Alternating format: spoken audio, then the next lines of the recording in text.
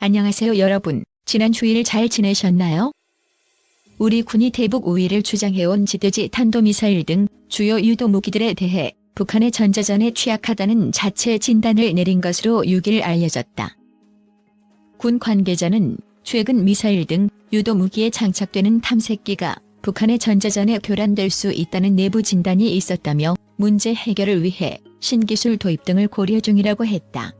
청와대와 군 수뇌부는 북한의 최근 신종 미사일 도발에 대해 사전 제압이 가능하며 방어 또한 문제없다고 해왔다.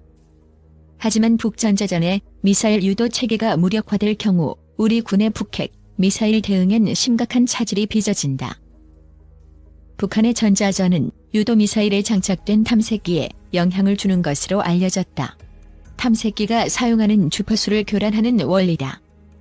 탐색기는 움직이는 목표물 타격에 필요한 장치로 무력화되면 현무 등의 유도미사일이 북한군 이동식 발사대, 함정 등을 때릴 수 없다. 북한은 이미 텔과 고체 연료 도입으로 미사일 전개 시간을 대폭 단축해 도발 징후를 사전 탐지하기가 매우 어려워졌다.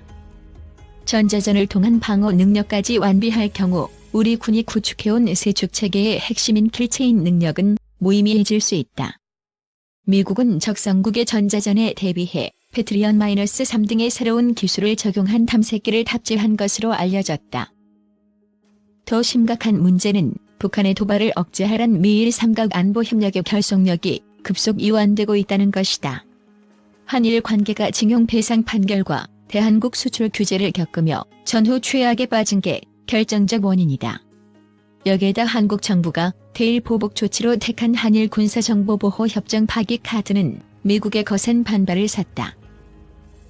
중러의 연합전폭기 편대가 지난 7월 한국방 공식별구역과 독도 영공을 유린한 것은 위기에 처한 삼각공조의 현 주소를 보여준 상징적 사건이다.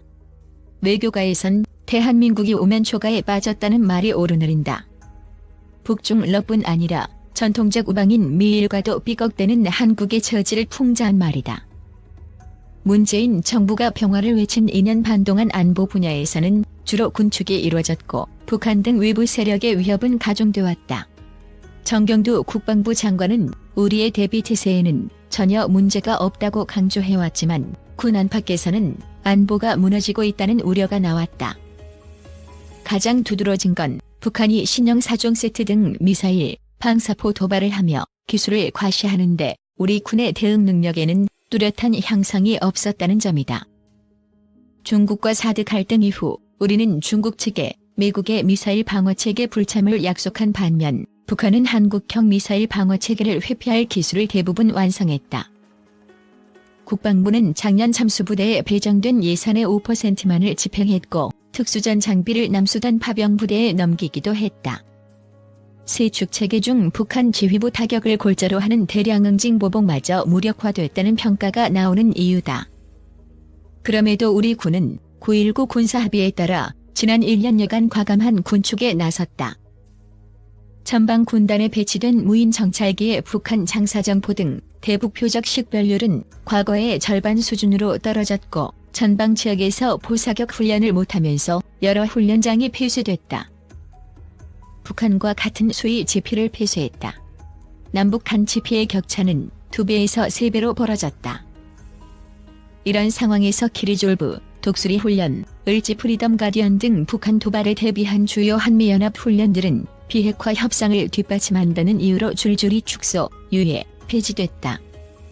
한미연합 훈련에 대한 북한의 거부감, 미국 우선주의를 노골화한 트럼프 행정부의 이해가 맞아떨어진 결과다.